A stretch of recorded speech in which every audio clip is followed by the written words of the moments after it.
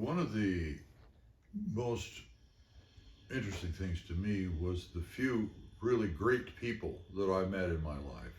I would list Hubert Humphrey at the top of that list, who I sat for a half an hour with right after he'd lost to Richard Nixon in 1968. He wanted to get feedback from Democrats here in Portland. Somebody rounded up me and George Barton and got us together with Hubert Humphrey. And that's a story in itself, but he's one great person I met close up. I've also met Linda Ronstadt. That's another story.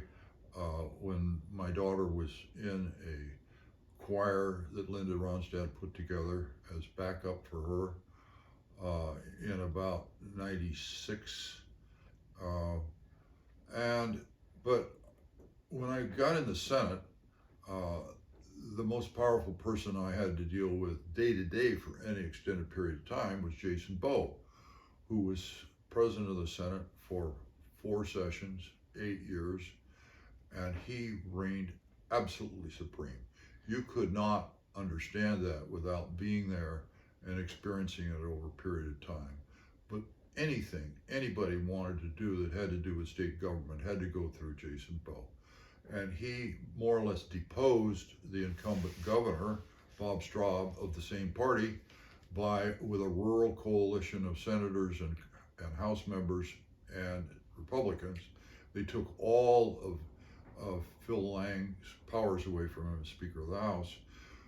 But I want to tell that story, but not right now. The story I want to tell now is about 2 of the most powerful men I ever met.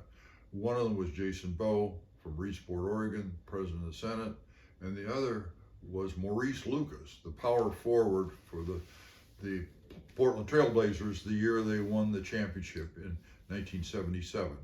Of course, people who see this know that that's the only time we've ever won the NBA championship.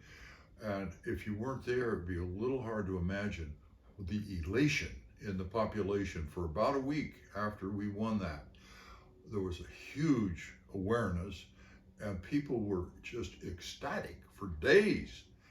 It amazed me just how exciting that was for people. I've always been a basketball fan, but many people aren't. But my God, we won it all. And well, in the process of that, some of the Blazers scattered out around the state to share the glory and dropped in here and there, which was another thing that astounded me.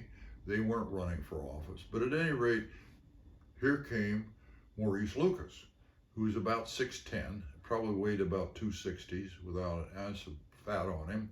And he was in a state of post-coital afterglow, as most of the people in the state were, but the actual players, even on steroids.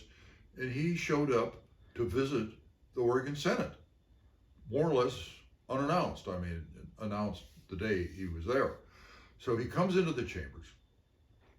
He goes up front, and they welcomed him up to the podium where Jason Bowe reigned supreme. Jason Bowe was about 6 feet tall and a powerfully built man.